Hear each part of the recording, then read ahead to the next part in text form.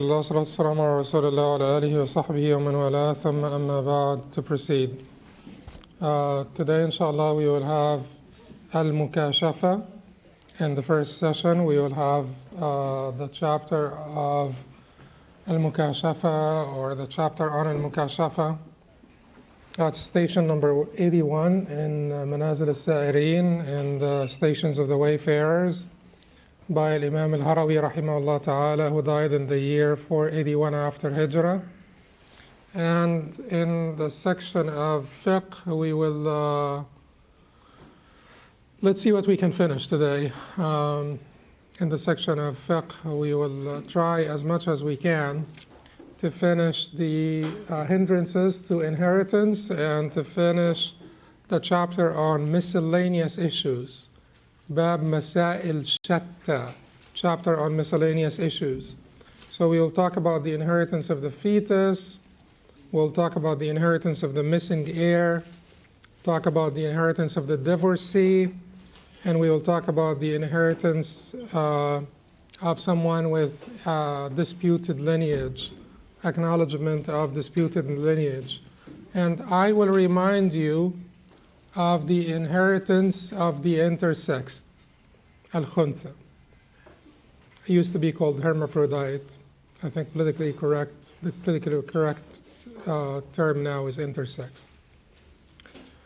So we try to be politically correct unless there is a conflict that is sort of intractable, irreconcilable with the wahy. Then we cannot afford to be politically correct if there is a conflict with the wahy. If there is no conflict, then that's fine. You should try to be politically correct. The issue, let's start first with Mukashafa, or disclosure. And we have come across the concept of disclosure. When Allah discloses knowledge to you that was unseen to you, or discloses realities that were unseen to you. But this is, like I said, station number 81. So if you remember that the Shaykh rahimahullah ta'ala divided the book into 10 stations, starting with the stations of what? Al-Bidayat, the beginnings, and it will end with, I'm sorry, not the station, the section. So every section has 10 stations. So we started with the section of what? Al-Bidayat, the beginnings. And we will end, inshallah, in 10 weeks. We will start in about 10 weeks, we will start the section on Nihayat, the endings, which starts from station 91 to the end, station 100, which is the station of Tawheed, or monotheism, or the oneness of God. But this section that is starting today with the chapter of al-Mukashafa, or the station of al-Mukashafa, the Shaykh called it al-Haqa'iq, realities. So this is section number what? 9, right? This is the 9th section. From 81 to 90 is the 9th section. And the Shaykh called it al-Haqa'iq, the realities. So the 10 stations that will be, that this section is, or consists of, will be al-Mukashafa. That's the first one that we will go over today, inshallah.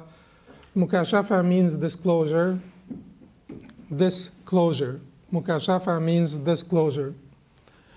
Kashf means disclosure, but Mukashafa is sort of a mutual disclosure between two parties, like you disclose your interior to someone and the other party discloses to you as well. It comes from mufa'ala, it comes from tafa'ul and mufa'ala, it comes from the mutual interaction between two parties. Then we have al-mushahada, which is beholding. We have al-mu'ayana, which is, we have al-mushahada, which is witnessing. We have al-mu'ayana, which is beholding. We have al-haya, which is life. We have al-qabd, which is contraction. Al-bast, which is expansion. Al-sukr, which is intoxication. as-sahw, which is sobriety, and we have al-infisal wal-ittisal, or al-ittisal wal-infisal, connection and detachment, or connection and separation. Each one of those will be a station by itself that we will go over, inshallah. But before we talk about al-mukashafa, why is the Shaykh calling this realities? And why is it in the path of tasawwuf in general, or the path of suluk in general, spirituality, Islamic spirituality, why is their favorite name of Allah's names al-Haq, the real, the true one, or the real? Well, the idea of reality itself is that what is real, what is true. Isn't this the most important question that humans have always asked themselves? What is true? What is truth? What is reality? And throughout the history, that has been the most important question that humans have asked themselves. And we have so many sort of schools, theological, philosophical schools, trying to explain what reality is, what is real, what is true, what is the truth. And it would be expected of the masters of tasawwuf to have this particular emphasis on al-Haq, the true one, the real. Why? Because to a large extent, tasawwuf, or the discipline, you can't say that the tasawwuf as a practice had developed at one point if we are talking about Sunni correct tasawwuf, which is tazkiyah, which is suluk, which is, the travel to Allah subhanahu wa ta'ala, not the bid'ah, the innovated practices or doctrines that developed thereafter and were mixed with tasawwuf. But if we're talking about the pure essence of it, if this was not practiced by the Prophet ﷺ, then it is batil. If this was not practiced by the Sahaba, Ridwanullahi alayhim, then it is batil. Because certainly the best of generations and the most guided is the generation of the Prophet ﷺ, is the first generation, the first community, as we called them. So, in essence, the practice, we cannot say that it developed at a certain time. But the sort of the structuring, the development of the discipline in the sense of a science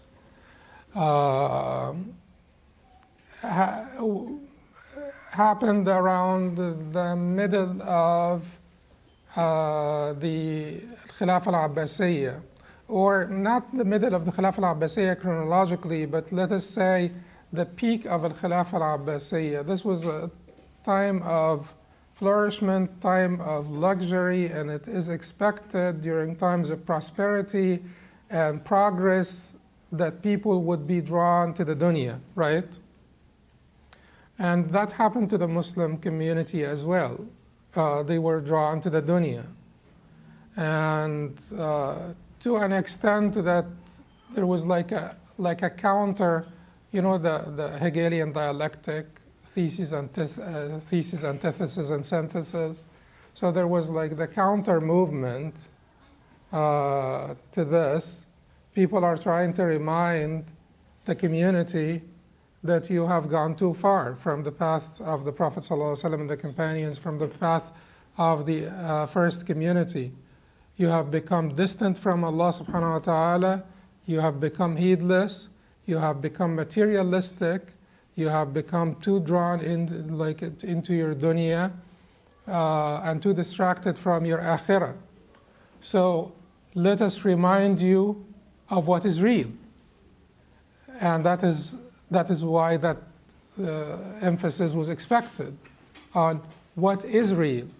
versus what is transient, which is the dunya. And that is why their emphasis on that particular name, al-Haq, was quite obvious. In all the Sufi literature, you will find emphasis on Allah's name, al-Haq, the true one, or the real. And that, like I said, is an expected emphasis.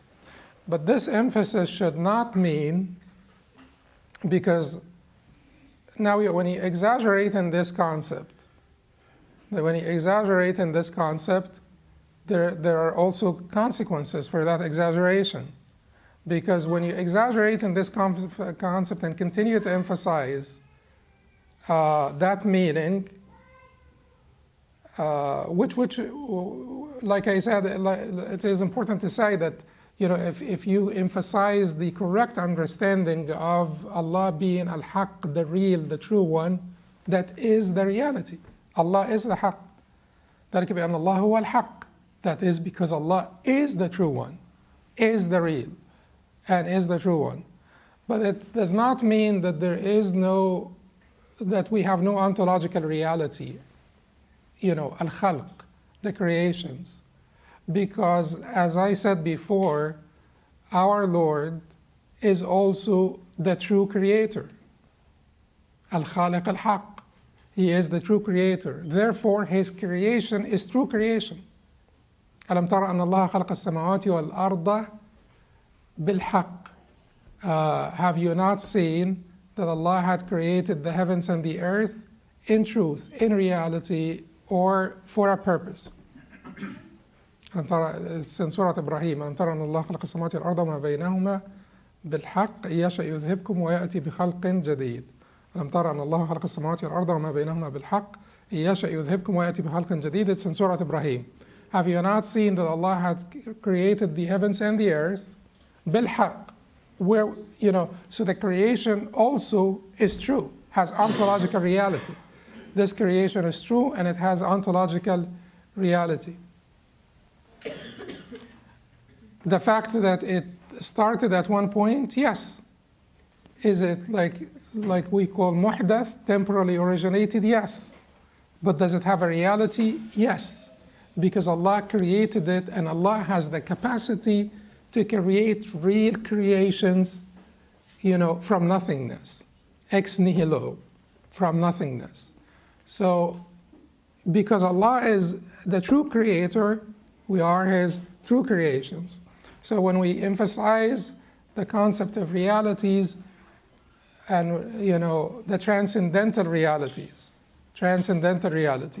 and we emphasize that Allah is the true one, Allah is the real, al-Haq, we are not trying to say that we have no ontological reality, or the world, the universe, the creation has no ontological reality, because that could lead us to what? Pantheism or monism, or some of those doctrines that are completely counter to Islam, where we don't have a clear distinction between the creator and the creation.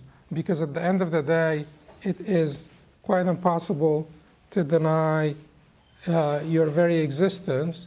So you either become part of the divine, or you become a the divine becomes everything, pantheism, in that sense.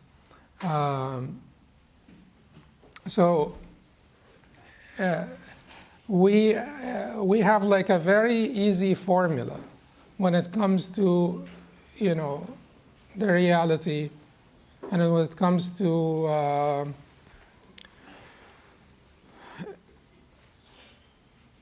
the proper emphasis that we should put on the transcendental realities versus the phenomenalism, or versus the phenomena that are around us, the temporally originated al-hawadith.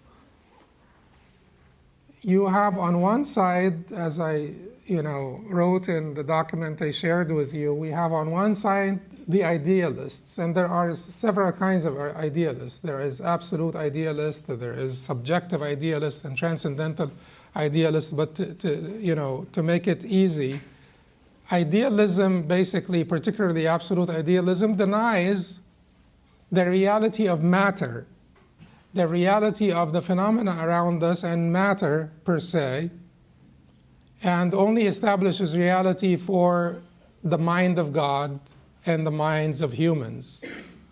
So that's why they are called idealists. So they deny the existence, the ontological, reality of any material existence. They deny this. George Berkeley was one.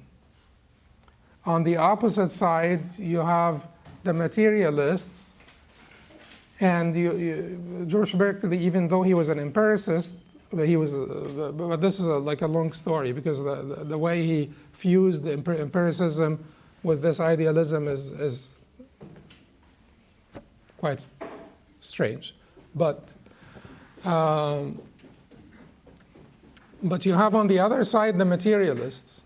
And the materialists are those people who believe that matter and our sense experience provides a sufficient account for the truth, the reality, existence. So those particularly prospered, even though they have roots like in ancient times, but they're particularly prospered after the Newtonian sort of revolution of sciences. And they felt that now we have a sufficient account for the existence. Things are made out of atoms, and a mechanistic understanding or explanation of existence, and this is enough account of reality. But between the two extremes, Islam comes to provide the proper guidance. This reality, the universe, there is ontological reality to the universe that is around us, to the stars, the planets, everything around us, matter exists, we exist. لم ترى أن الله خلق السماوات والأرض وما بينهما بالحق. Have you not seen that Allah had created the heavens and the earth, and that's that which is between them in reality, in truth, for a purpose? But He created them. So that all of that exists. But those people who will be distracted by the phenomena around them, by the knowledge of the exterior, from the transcendental realities, the ultimate realities, what is beyond the matter, what is beyond this universe, are condemnable. يعلمون ظاهرا من الحياة الدنيا وهم عن الآخرة هم غافلون. They know only the exterior.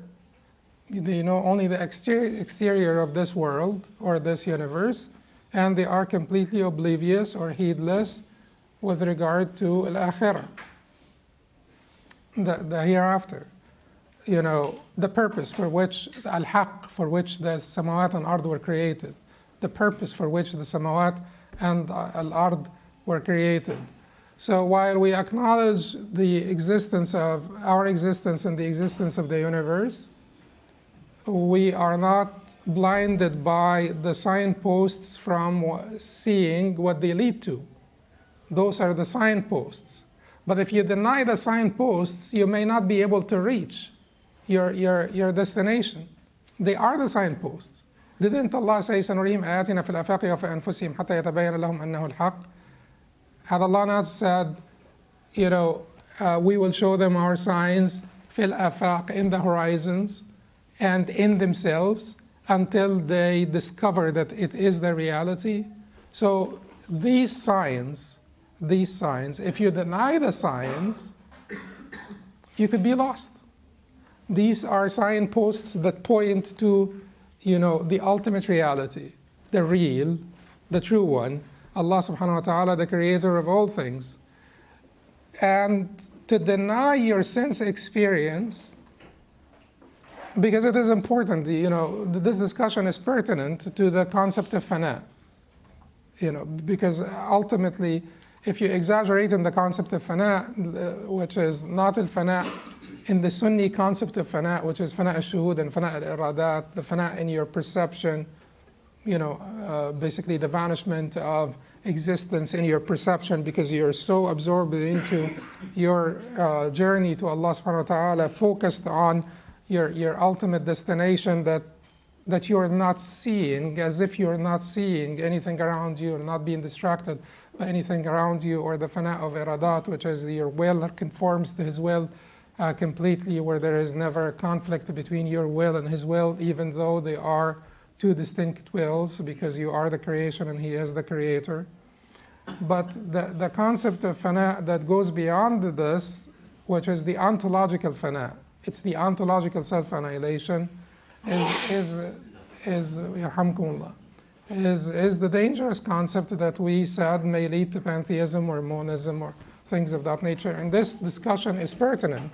Allah subhanahu wa ta'ala wanted us to respect our sense experience. It is real because, doesn't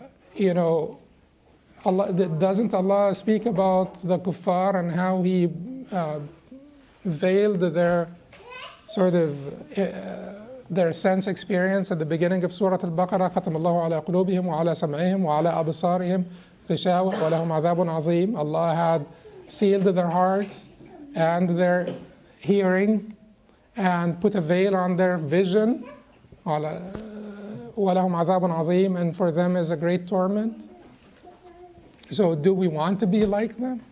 Doesn't Allah subhanahu wa ta'ala tell us in Surah Al-Nahl, وَاللَّهُ أَخْرَجَكُم مِّن بُطُونِ أُمَّهَاتِكُمْ لَا تَعْلَمُونَ شَيْئًا وَجَعَلَ لَكُمُ السَّمْعَ وَالْأَبْصَارَ وَالْأَفْئِدَةَ لَعَلَّكُمْ تَشْكُرُونَ. And Allah brought you out of the wombs of your mothers, knowing nothing. وَجَعَلَ لَكُمْ السَّمْعَ, and He provided you with, or He gave you, granted you, السَّمْعَ, hearing, وَالْأَبْصَارَ, vision, وَالْأَفْئِدَةَ, hearts, intellects, you may say, لَعَلَّكُمْ تَشْكُرُونَ, that you may be grateful. That is the summary of all the debate over epistemology, by the way. That particular verse is the summary of all the debate over epistemology, or the sources of knowledge. Sama' refers to al-Khabar As-Sadiq, truthful reports. All people believed in China before, in the past. Everybody believed in China before the vast majority of them did not see it, but they believed that a country exists called China. How could you say that this was empirical experience? It's not empirical experience. How could you say that this is an innate knowledge? It's not innate knowledge. There's nothing innately that forces you to believe in China. Empirically, no, you have not seen China. But all sane people, did believe in China. That's al-Khabar As-Sadiq. And it is Khabar Sadiq here. It's a truthful report because of what? The concurrence, the sort of the tawatur. But when you have a truthful report through one person, which is a messenger, who established that, through miracles and proofs and so on and so forth, it even is higher because the source of it is God, and it comes through a truthful narrator, which is the messenger, so it's even higher. So that is the highest when it has certain implication. That is the highest source of truth. And I'm not going to say that Allah put this first, because sometimes the Sam'a does not come first. But in this particular ayah, وَجَعَلَ لَكُمُ السَّمْعَ was he started with Sam'a, And certainly the emphasis on Sam'a in the Quran is quite obvious. The emphasis on truthful report or Sam'a in Quran is obvious. Well, Absar, empirical experience. Your empirical experience, and there will never be an intractable conflict between any of these sources. There will never be an intractable conflict between Sama, the truthful report, that's really truthful, you've verified the truthfulness of it, and your empirical experience. And Allah does not want you to deny, because He gave you those things as tools to come to Him, to travel to Him. and he condemned the disbelievers who don't use them to find out about the reality. And he said, سَنُرِيهِمْ آيَاتِنَا فِي الْآفَاقِ وَفِي أَنفُسِهِمْ. We will show them our signs in the horizons and themselves. So he does not want you to deny your sense experience. And then finally, Allah said, وَالْأَفْئِدَةِ وَجَعَلَ لَكُمُ السَّمْعَ وَالْأَبْصَارَ وَالْأَفْئِدَةِ. Finally, Allah said, وَالْأَفْئِدَةِ, which, we will translate as the heart, but the seat of the intellect. The seat of the intellect. And that is to say that, yes, I have given you the potency to understand certain things, which is called al-Aql As-Sarīh, or that is Taymiyyah terminology, by the way. Al-Aql As-Sarīh, pure reason.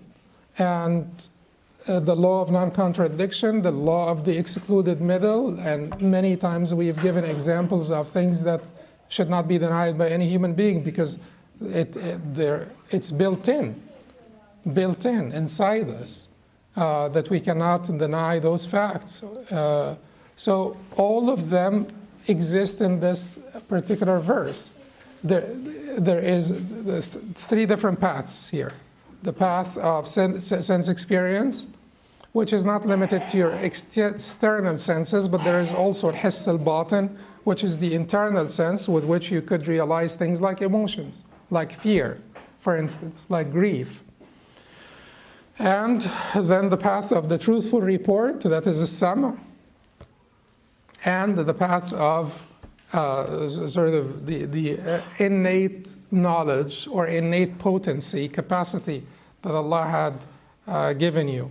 All three are recognized in this verse.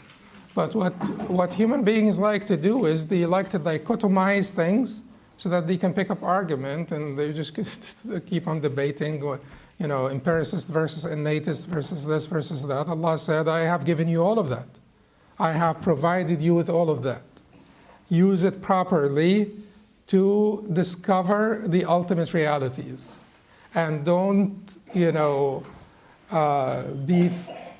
don't stop at the phenomena around you or the existent immediately around you. Think beyond this.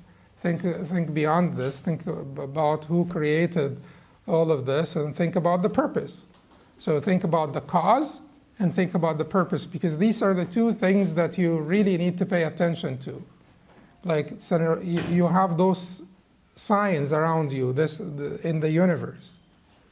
They should lead you into two directions: cause, purpose.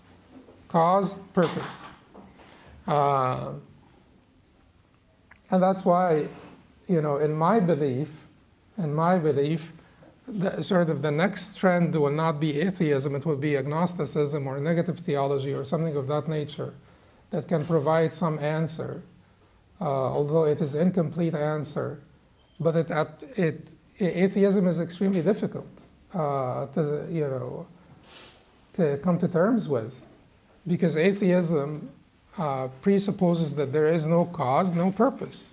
And that is extremely hard for human beings. When you see all of this, if you deny the cause of this existence, what brought it into what created all of this, what brought it into existence, and you deny a purpose, that is extremely hard for human beings at two different levels, intellectually and emotionally. Intellectually, the cause is extremely hard to deny. Purpose is in two ways extremely hard to deny, intellectually and emotionally. Intellectually, for human beings, it is hard to say that all of this is for no purpose. But also emotionally, it's extremely hard to come to terms that there is no meaning for this existence, when everything around you, at least human beings, are purposeful. When everything is around you has purpose, it is extremely hard to believe that we are all enveloped in a vacuum of purposefulness.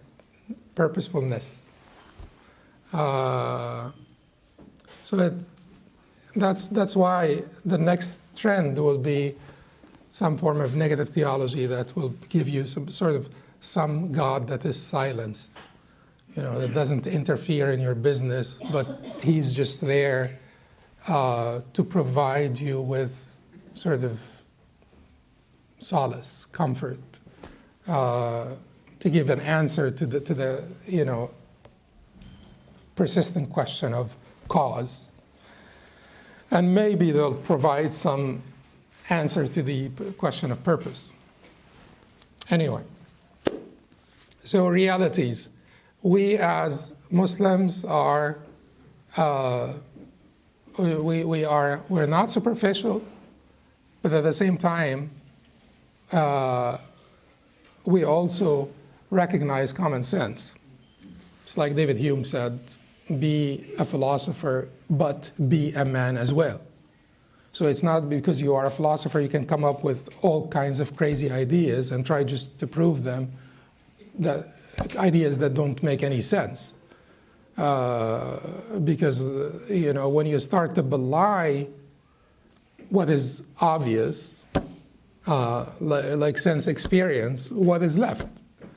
Everything, you will just be driven into an endless ocean of skepticism, which comes from the denial of these things. Okay. So then the realities, that section on the realities that the Shaykh wanted to discuss, the 10 different stations: المكاشفة، المشاهدة، المعاينة، الحياة، القبض، البسط، السكر، الصح، والاتصال، الانفصال. So مكاشفة, disclosure; مشاهدة, witnessing; المعاينة, beholding; الحياة, which is life; القبض, البسط, that's contraction and expansion; السكر الصح, that is intoxication and sobriety; الاتصال والانفصال, that is connection and separation. He said المكاشفة, باب المكاشفة, or the chapter on disclosure, يرحمكم الله. He said قال الله عز وجل فأوحى إلى عبده ما أوحى. Allah the Almighty said, and He revealed to His servant what He revealed. He revealed to His servant what He revealed. It's obvious why He wanted to start with this ayah. The pertinence, the relevance of the ayah is obvious, because al-Wahy is the peak, the pinnacle of al-Kashf.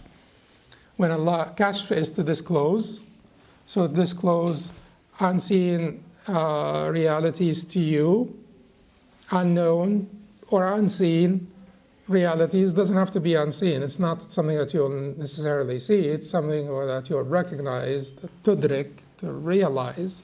So to reveal unknown realities, concepts, or things to you. And at the top of this is al-Wahy, which is specific to the messengers and the prophets. Al-Wahy is specific to the messengers, even though Allah subhanahu wa ta'ala used al-Wahy in different contexts, that, وَأَوْحَيْنَا إِلَىٰ أُمِّ مُوسَىٰ أَنْ أَرْضَعِيهِ. We have inspired the mother of Musa to breastfeed him. وَأَوْحَى رَبُّكَ إِلَى النَّحْلِ, and your Lord had inspired the bees. But this is, linguistically, Wahy would be the subtle communication. It's subtle communication. So inspiration is part of al-Wahy. But al-Wahy in the sense of al-Wahy to the prophets, that is limited only to the prophets and messengers. That is the level, a degree of inspiration that has, different, it's at a different category when it comes to certainty, scope, and significance. It is in a different category when it comes to three things. Certainty, no kashf, no ilham, no subtle communication, no form of inspiration will be close to al-Wahy in certainty and scope and significance. So certainly al-Wahy is, when it comes to the scope of al-Wahy, it's everything. When it comes to the scope of kashf, it is limited. It is not like the scope of al-Wahy. Kashf basically does not pertain to revealing new laws, for instance, because that would be sort of detrimental to the concept of nubuwat, to the concept of prophethood, if everybody can have, kashf in that sense. And the significance, it's not binding. It's not binding like al-wahy is. So certainty, scope, and significance. These are three different differences that we have to be cognizant of when we think of al-wahy as the ultimate form of al-kashf. Yes, it is a spectrum, but it is not a fluid spectrum. That category of al-wahy is distinct, it's separate, it is partitioned. It is partitioned. It belongs to a certain category of human beings or a certain, type of human beings that are different from us. Yes, they are human beings, but they are different from us. They have that distinction of nubuwwah, which makes them in a completely separate category from everyone else. And that is to be remembered. But that is why the Shaykh started with this surah, because subtle communication at the top of this is al-wahy. Then the Shaykh said, al-mukashafa muhadatu sirri bayna mutabatinaini. Disclosure is the exchange of secrets between two intimate interiors. Mutabatinain. Batin is what? Interior. Mutabatinain, two interiors that are sort of connected, that there is like fluidity between them, sort of like intimacy and connectedness. So there is exchange of secrets between two interiors. He's telling you that Allah subhanahu wa ta'ala is revealing to you things that are not exterior, they are interior realities that are not basically discoverable by your sense experience, by your empirical experience. So it's not zahir, it's not ilm zahir, it is ilm batin, it is like interior knowledge that you cannot just discover in your lab, with your sense experience. So muhadatu sir, exchange of secrets between two intimate interiors. Okay, the more you open up to Allah subhanahu wa ta'ala, and the more Allah that is what He wants to say, that there is like, it is mutual, it is bilateral. So when your interior is always busy with Allah subhanahu wa ta'ala, Allah will reveal to you, knowledge of the interior that is not discoverable by truthful reports only, or empirical senses or sense experience. It will come from interior to interior, and it will settle in your heart. It will be something that you realize through your heart. وهي في هذا الباب بلوغ ما وراء الحجاب. In this respect, it refers to transcending the veils in actuality. بلوغ ما وراء الحجاب وجودا. In this respect, it refers to transcending the veils of inactuality. وجودا,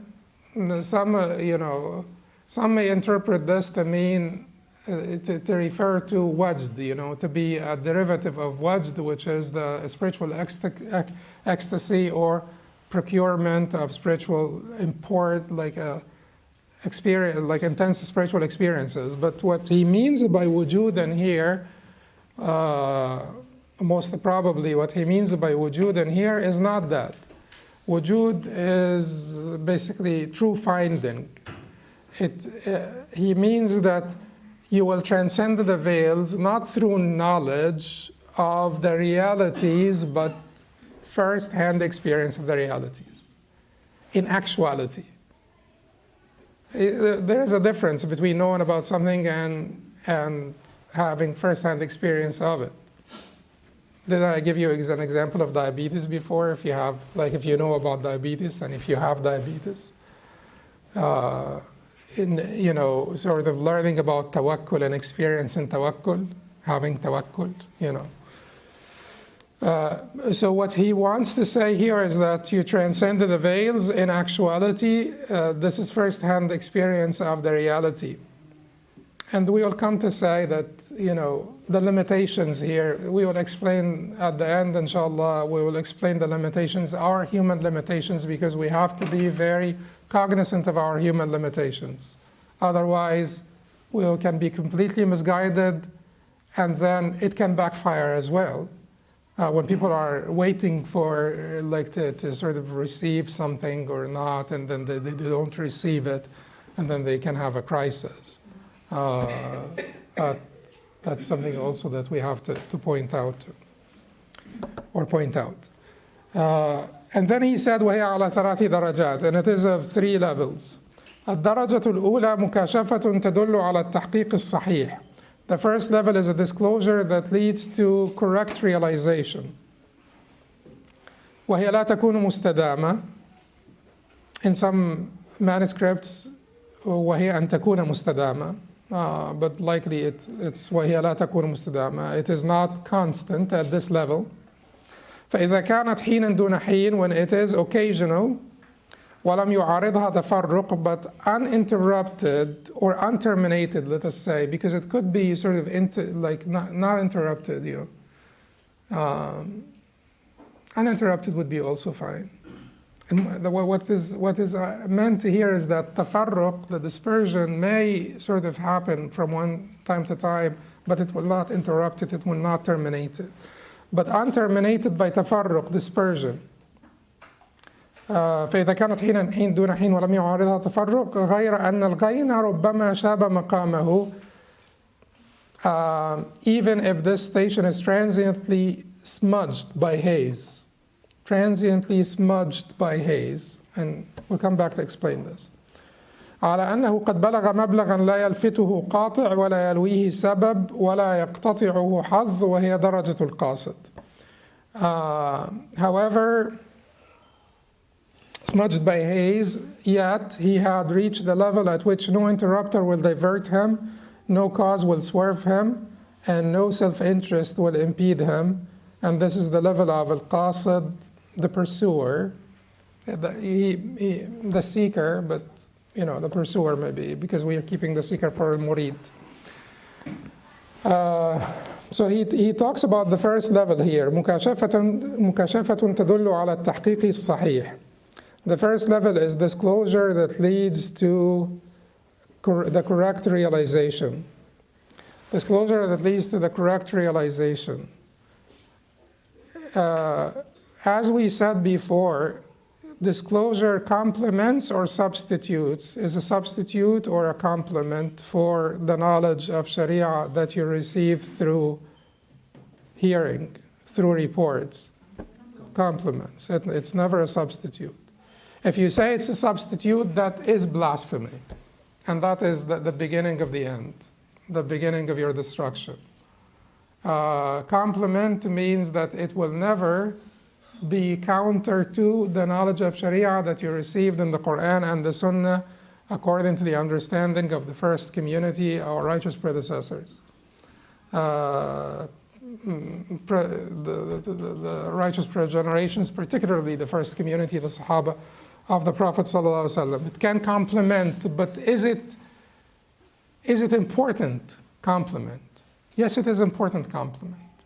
When we say it complements, we're not trying to belittle the concept of al-kashf, we're not trying to belittle the concept of inspiration, because it is an important concept.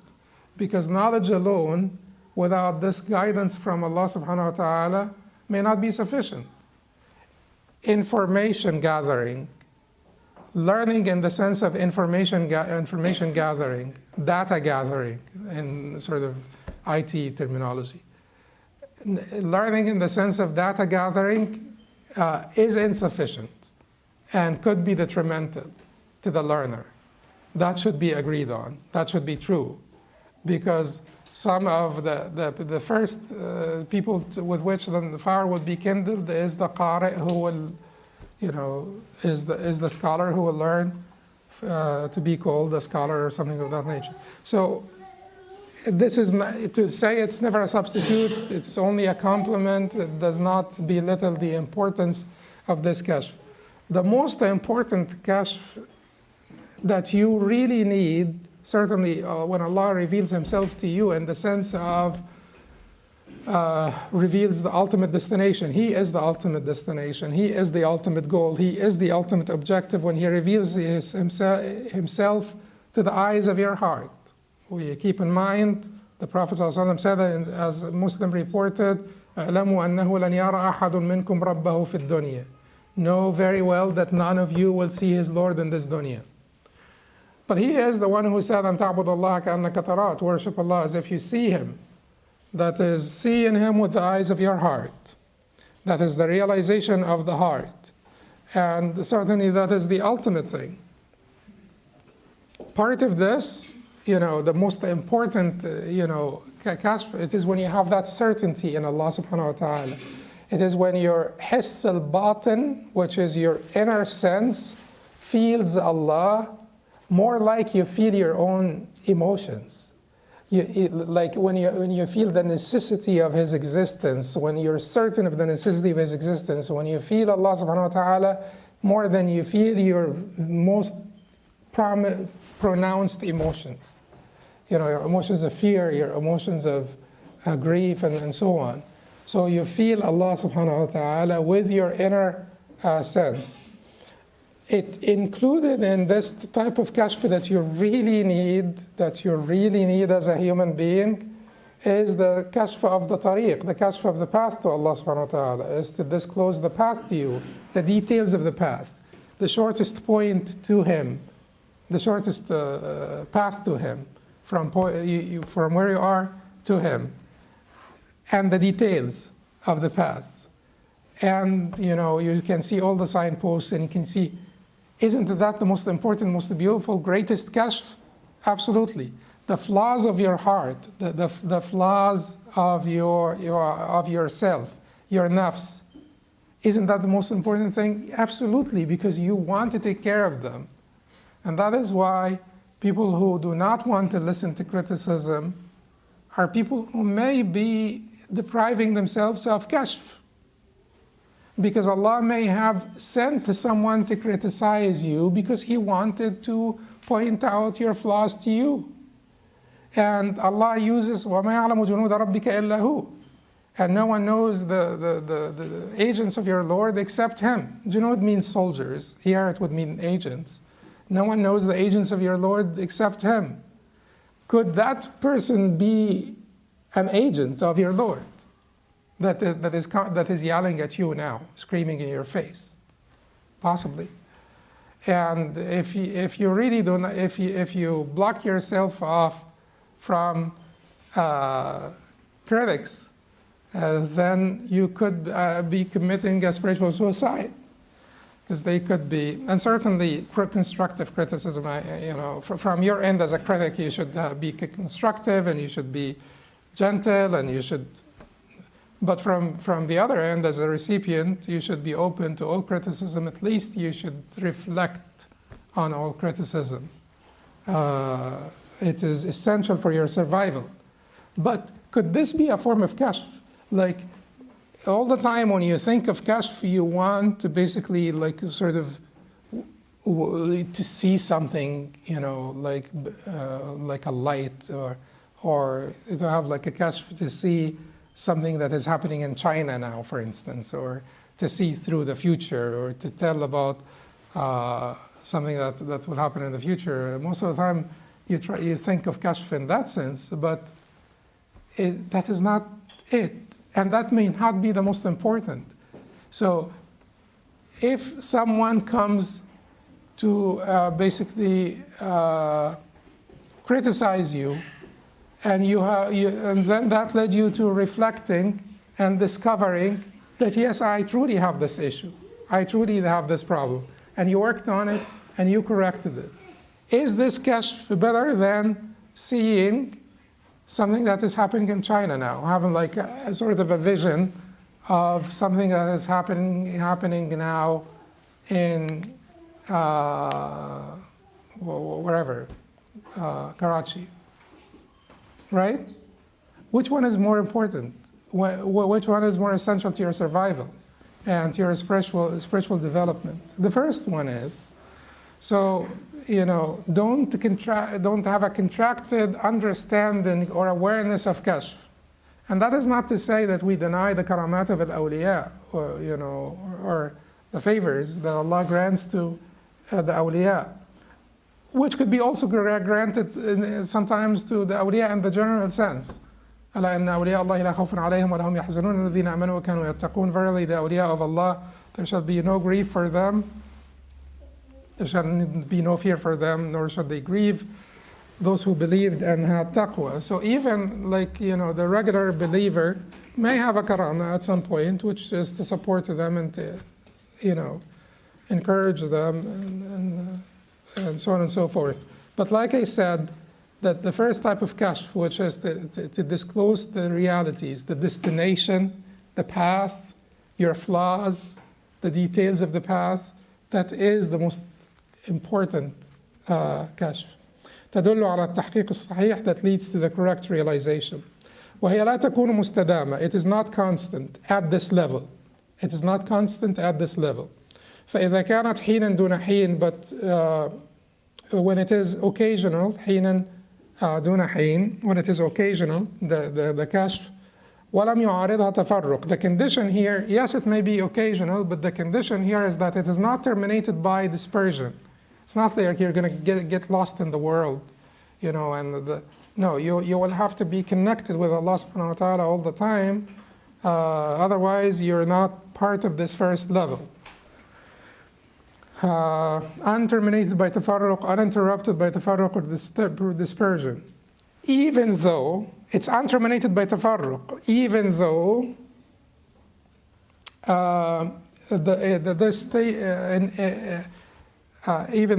even if his station is transiently smudged by haze. ولم يعارضها تفرق غير أن الغين ربما شاب مقامه. So the haze smudges your maqam. غين, haze, shaba, smudges your maqam, your station. So even the Prophet ﷺ said, إِنَّهُ لَا يُغَانُ عَلَىٰ قَلْبِي. My heart gets sort of, you have to be correct here, you have to be polite. Clouded maybe. But it's even lighter than a cloud. Al-ghayn is lighter than a cloud. But clouded maybe, but you should understand that ghayn is even lighter than a cloud. Yet he has reached the level at which no interrupter على أنه قد بلغ مبلغا لا يلفته قاطع. قاطع is interrupter. قاطع is like, قاطع interrupts, stops, قطاع الطرق, highwaymen, highway bandits. No one will divert him, يلفته, divert him from the path that he has taken to his Lord. ولا يلويه سبب, no cause will swerve him. ولا يقتطعه حظ, and no self-interest will impede him. وهي درجة القاصد, and this is the level of al-qasid or the pursuer. Then the Shaykh said, فإذا استدامت فهي الدرجة الثانية. If this becomes constant, then it is the second level. He doesn't discuss the second level here.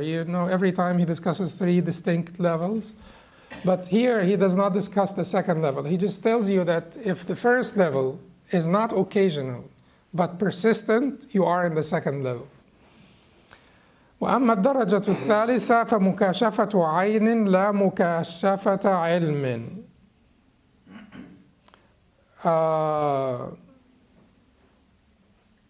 وهي مكاشفة لا تظهر سمة تشير إلى التذاذ أو تلجئ إلى توقف أو تنزل على رسم أو ترسم، وغاية هذه المكاشفة المشاهدة. وأما الدرجة الثالثة فمكاشفة علم. As for the third level, it is the disclosure of the very reality. لا مكاشفة علم، مكاشفة عين, the disclosure of the very reality. لا مكاشفة علم, not the knowledge of it. like I said, it's the first-hand experience of the reality, not the knowledge of the reality, not to know about, but to have a first-hand experience of. وهي مكاشفة لا تذر سمة. He's in the third level. The third level the Shaykh dedicates to what? Fana, self-annihilation. And in this level, لا تذر سمة تشير إلى التذاذ. If there is no if there is nothing to be qualified, you will not have qualifications, right? Nothing to be predicated, you will not have any predication. So there is nothing that, like yourself, the self vanishes, so you can't predicate anything of it. Sima alama, sima is a mark. You will have no mark. So the disclosure that leaves no mark, indicating enjoyment, forcing a halt, or settling for images. Images, when they talk about images, rusum, they mean images. When they talk about rusum is the plural of rasm. And images, in their terminology, would mean a siwa in general. Siwa is everything other than Allah, because they're images. They are not the ultimate reality. They are images, phenomena, images, not the ultimate reality. So if you're vanished, then there is nothing to be predicated of you, there is nothing to be experienced, there is nothing to be said, because you are completely absorbed into your pursuit of the divine, completely absorbed into it, to the point of vanishment. And we talked about the Sunni fana enough that we will not repeat it now because we are late and we need to get to the next session. وغاية هذه المكاشفة المشاهدة, the end of this disclosure is the witnessing, and witnessing will be the next chapter inshallah. The next station is the station of al-mushahada, or the station of witnessing. أقول قولي هذا استغفر الله لي ولكم سبحانك اللهم وبحمدك أشهد أن لا إله إلا أنت أستغفرك وأتوب إليك. We will take 7 minutes and come back for the session on fiqh inshallah.